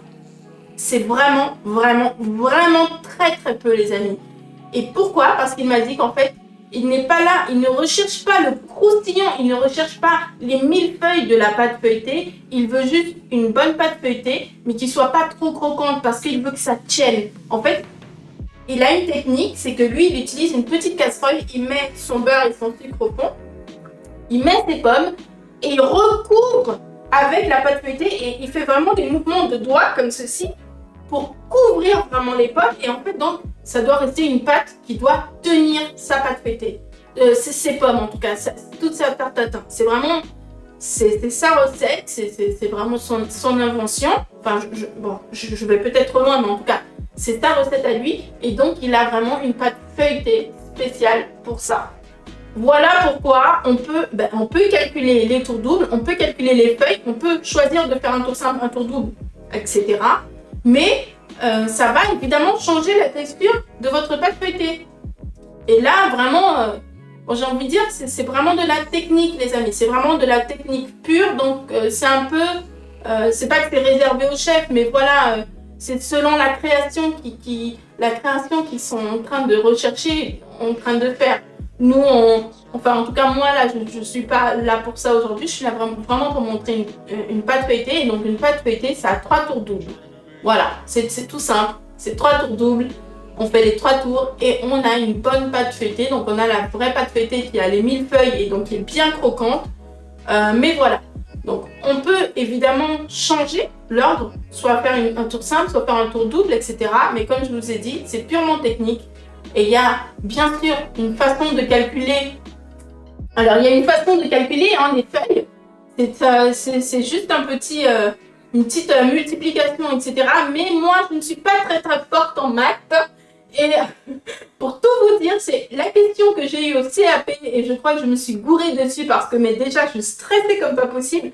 Je me disais, mais j'espère que je ne vais pas tomber sur cette question. Ah bah, je suis tombée dessus. On m'a demandé de calculer un tour simple et un tour... non, 2 tours doubles, un tour simple. J'ai dû donner un chiffre à peu près au hasard, pas au hasard, mais à peu près, quoi, dans environ une grande fourchette. Bon, je me suis gourée, je pense, parce que vu la tête que l'examinateur a fait, c'est sûr que je me suis gourée. Mais écoutez, il y a une formule pour calculer. Je ne l'ai pas retenue, je suis désolée. C'est vraiment pas mon truc, les maths. Et ben oui, en pâtisserie, il y a des maths aussi. Donc voilà. Je vous la donnerai si vous voulez par Instagram. Je vous la donnerai.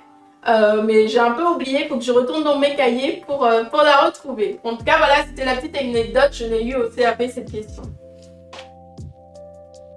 Donc, pour récapituler, Chris 973, c'est 3 pauses de 30 minutes et un tour double à chaque fois. Exactement. Et aussi une pause de 30 minutes pour ta détrempe. À t'essayer, oui, ça fait plaisir. Écoute, que se passe-t-il si tu fais plus de 6 tours? J'ai envie de te dire, si tu fais plus de 6 tours, tu auras vraiment... Crois-moi que là, déjà, avec les 3 tours doubles, tu as une pâte qui est vraiment très croquante, hein, qui se tient. Et que du coup, tu peux couper. C'est ce que je vais faire après. Moi, je vais l'étaler complètement. Je vais la mettre au four. Et après, je couperai dans ma pâte. Mais si tu fais plus de 6 tours, je pense que tu ne pourras même pas la couper. Tellement ça va être du croquant, ça va te faire des miettes partout. C'est croquant, hein, la pâte feuilletée, c'est très croquant, donc 6 tours ce serait beaucoup trop. Tu ne pourras même pas la couper correctement. Dès que tu vas la prendre, ça va s'émietter. Voilà, les feuilles vont s'émietter.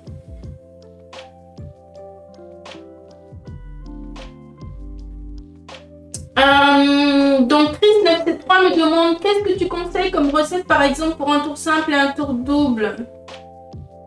Pas recette mais plat, pardon.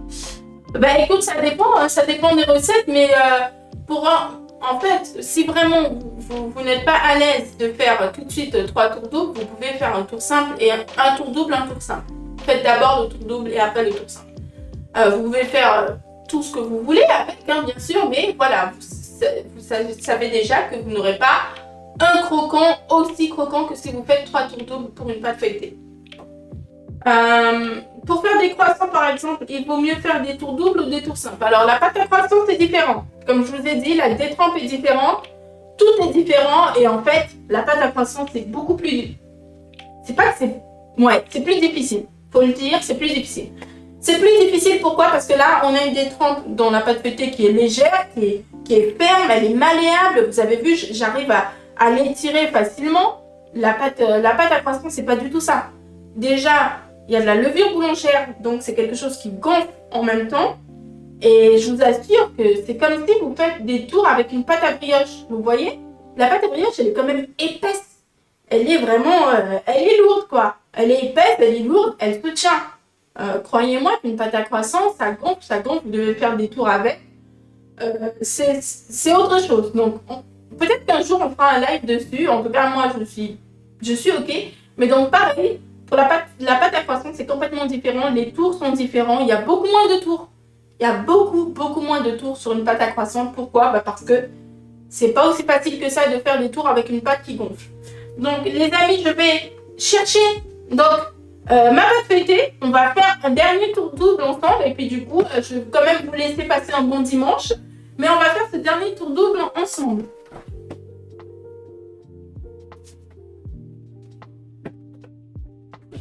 Alors, ça, voilà, ça c'est la première pâte qu'on a fait ensemble.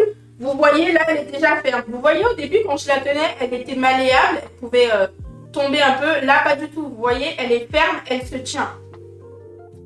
Donc là, on va préparer notre deuxième tour double.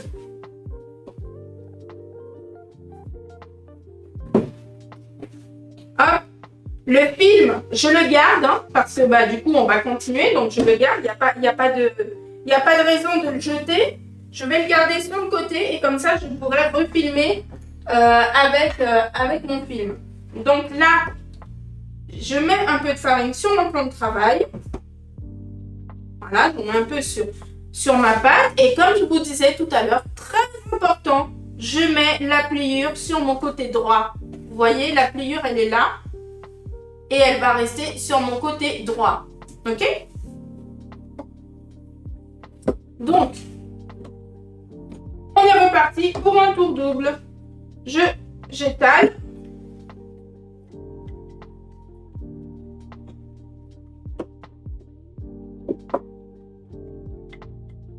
Hop.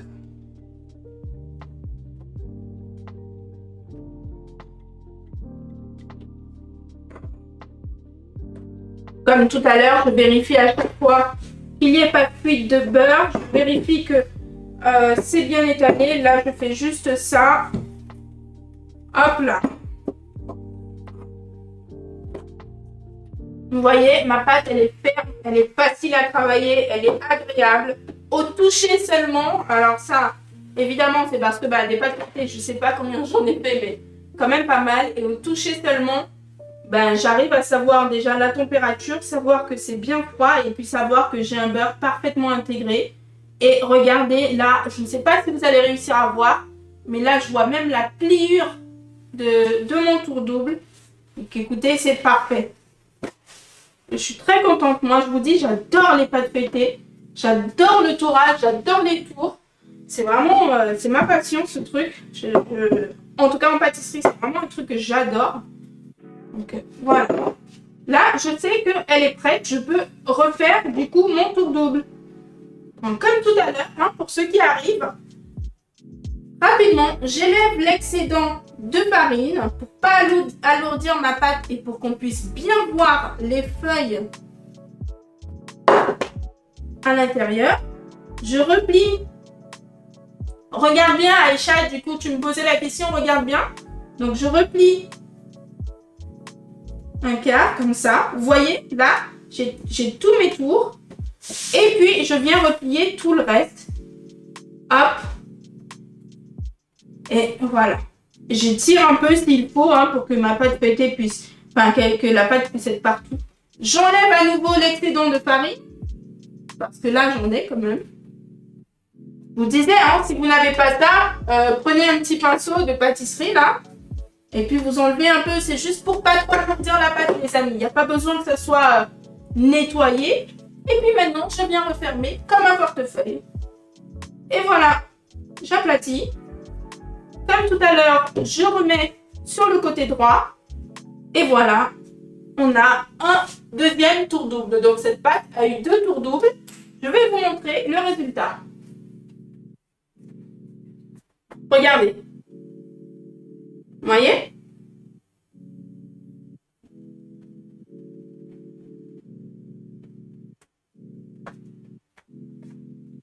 Voilà. Notre pâte feuilletée a eu 2 tours doubles. Et je reviens avec mon film que j'ai gardé. Donc,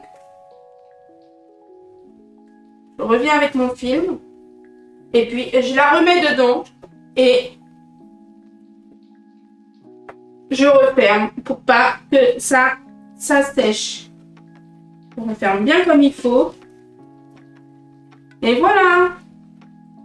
Là, on a une pâte feuilletée donc, qui a fait 2 tours doubles. Donc, en vrai, je pourrais... Là, je pourrais la mettre 30 minutes au repos et l'utiliser. Mais non, pour faire une... Comme je vous disais, pour faire la vraie bonne pâte feuilletée, il manque encore un tour double. Donc, elle va encore reposer 30 minutes. Dans 30 minutes, je fais un tour double. Et ensuite, je pourrais l'utiliser. Moi, parce que je sais ce que je veux faire avec, je vais la laisser... Après mon dernier tour double, je vais la laisser reposer 30 minutes à nouveau. Et je pourrais l'étaler pour la mettre à cuire. Alors, je ne sais pas si vous avez remarqué, mais à aucun moment on est allé dans le sens de la largeur. On a toujours fait le tour comme ceci, dans le sens de la longueur pour avoir un rectangle très très long. Donc une pâte rectangulaire. On n'a jamais fait ceci. On n'a jamais été dans le sens de la largeur. Pourquoi ? On ne fait pas ça en pâte feuilletée, on doit vraiment rester dans le rectangle. Et le rectangle, on le replie, on le replie, on le replie. Mais une fois que vous avez fini votre pâte feuilletée, que vous avez fait les 3 tours doubles et qu'elle a reposé, à ce moment-là, c'est le moment où vous pourrez venir l'étaler dans le sens de la largeur pour essayer d'avoir un rectangle à peu près comme votre plaque de pâtisserie. C'est le seul moment, c'est uniquement à la fin que vous pourrez venir étaler dans le sens de la largeur. Le moment, tant qu'on fait des tours et tant qu'elle n'est pas finie notre pâte, on ne fait jamais dans le sens de la largeur. Toujours dans la longueur pour avoir un beau rectangle.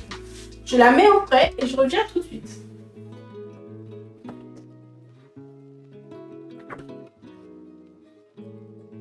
Alors voilà, du coup on a fait notre détrempe, on a fait nos tours doubles, on a fait un tour simple. Vous avez pu voir un peu tout les étapes de cette pâte feuilletée. Je vais regarder si j'ai loupé quelques questions. Oui, vous n'avez plus qu'à essayer, effectivement, Chris, vous n'avez plus qu'à essayer maintenant. Vous avez tout ce qu'il faut. Évidemment, les amis, le replay reste disponible. Hein, vous avez il sera toujours là. Et puis bien sûr, c'est une recette que je vais venir mettre sur le blog. Vous inquiétez pas, ça va arriver. Comme je vous ai dit, je prends le temps parce que j'ai envie de faire des belles photos pas à pas pour que tout le monde puisse réussir la pâte feuilletée. C'est quand même déjà technique. Et j'ai envie que tout le monde puisse réussir comme il faut. Alors, qu'est-ce que je vais faire avec mes pâtes feuilletées? Bah écoutez, déjà, je pense que je vais faire une tarte tatin. Donc la tarte tatin tourbillon avec les pommes. Et donc pour ça, je vais utiliser des Pink Lady. Je vais faire avec mon couple lanière que j'ajoute à mon KitchenAid. Je vous montrerai de toute façon sur Instagram. Mais je vais déjà faire ça. Et puis ensuite, pourquoi bah, s'il me reste des pommes, je fais des chaussons aux pommes. Je pourrais faire aussi un millefeuille. Ça fait longtemps que je n'ai pas fait de millefeuille. Et puis bien sûr, je peux faire des trucs salés hein, pour ma famille. Mes enfants, ils adorent quand il reste des chutes. D'ailleurs, les amis, quand il reste des chutes de votre pâte feuilletée, quand vous faites quelque chose, une pâtisserie avec et que vous avez des chutes, les chutes en pâte feuilletée, on ne peut pas les remettre en boule et les réétaler. Bon, ça ne fonctionne pas. C'est pas comme il y a des tours, donc vous allez perdre votre tour. Deux solutions. Un, vous prenez vos chutes et vous prenez des petites saucisses. Vous entourez les saucisses et vous mettez au four. Vous avez des petits, un petit apéritif de saucisses avec de la pâte feuilletée maison et voilà. C'est hyper bon. C'est des petites saucisses cocktail. Mes enfants, ils adorent ça. Ça fonctionne à chaque fois. Sinon, vous pouvez effectivement rebouler votre pâte feuilletée avec les chutes et puis la réétaler. Et vous faites une quiche. Voilà, faites une petite quiche pour tout le monde. Ça plaît à tout le monde, ça fonctionne à chaque fois. Vous n'aurez pas hein, des belles feuilles magnifiques parce que vous avez boulé les fours et que du coup ça ne fonctionne plus. Mais ça restera croquant, ça fonctionne toujours, c'est très très bon. Et je sais qu'il y a même des chefs qui le font pour faire des flancs. Il y en a qui font les flancs parisiens avec les chutes de pâte feuilletée parce que bah, ça fonctionne et que on n'a pas besoin de bien voir les feuilles dans un flan parisien. Donc voilà, deux solutions pour vos chutes. Alors, je vérifie pour...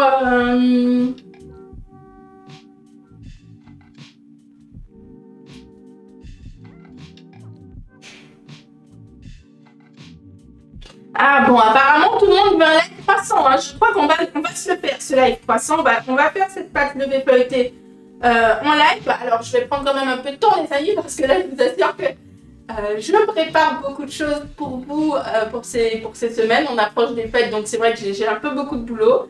Mais écoutez, on va le faire. Et de toute façon, en automne-hiver, c'est la meilleure période pour faire la pâte à croissant parce que le temps est absolument parfait vu qu'il fait un peu plus frais. Il fait un peu plus frais dans les cuisines. Ça fonctionne très très bien. Vous avez vu, là, je n'ai eu aucun problème de beurre. Et pourquoi? C'est parce qu'il ne fait pas trop chaud. Voilà, s'il faisait trop chaud, croyez-moi qu'on aurait pu faire 1000 techniques, 1000 astuces. On aurait eu un souci de beurre, c'est sûr. Je vous assure, quand je vous dis que s'il fait vraiment trop chaud, si c'est l'été, faites-le directement dans le congélateur. Je ne sais pas comment vous allez faire pour tourer dans le congélateur. Mais vraiment, il ne faut pas qu'il fasse trop chaud. Donc l'automne-hiver, c'est absolument parfait pour tout ce qui est pâte feuilletée et vos croissants, la pâte levée feuilletée. Donc pour les croissants, les pains au chocolat, pour toutes les viennoiseries, c'est la PLF. C'est absolument parfait. Sinon, il faut avoir une clim dans sa cuisine. Donc avec mes pâtes, donc, je vous ai dit, je vais faire une tarte tatin et puis ensuite je verrai un peu, je réfléchis au fur et à mesure. Hâte de voir le résultat sur Instagram. Bah écoutez, merci beaucoup les amis. Je vais vous montrer. Je regarde. Est-ce que je la fais aujourd'hui? Parce que du coup, il faut que je prépare mon caramel. Il faut que je fasse cuire tout ça. Il y a quand même un temps de cuisson. Puis j'ai envie de vous prendre des photos. Donc, vous savez qu'en ce moment, la nuit tombe très vite. Je vais voir ça. En tout cas, vous aurez bientôt le résultat sur Instagram. Aucun souci. J'espère que ce live vous a plu. J'espère qu'il a répondu quand même à certaines de vos questions sur la pâte feuilletée. J'espère aussi que ça vous fait moins peur parce qu'il ne faut pas avoir peur de la pâte feuilletée. C'est vraiment accessible les amis. Vous pouvez réussir bien sûr. Et je vous ai donné un maximum d'astuces pour réussir. Je vais essayer rapidement de mettre tout ça sur le blog pour que vous puissiez retrouver rapidement. En tout cas, en attendant, vous le savez, vous pouvez retrouver le live ici en replay sur Twitch. Ce sera disponible tout le temps. Et vous aurez les ingrédients, vous aurez les étapes, la technique. Voilà, vous aurez tout ce qu'il faut. Donc, je vous souhaite un très très bon dimanche les amis. Merci beaucoup d'avoir été là avec moi. Ça me fait très très plaisir. Je pensais pas qu'un dimanche matin vous seriez autant. Vraiment, je ne pensais pas. Ah ben, merci beaucoup, ça fait très plaisir. Et je vous souhaite un bon dimanche, une bonne après-midi. J'espère que vous allez pouvoir vous reposer. Et puis ceux qui vont pâtisser, bah écoutez, faites-vous plaisir, régalez tout le monde, régalez votre famille. Et je vous fais de gros bisous. On se retrouve samedi prochain à 14 h. Gros bisous tout le monde!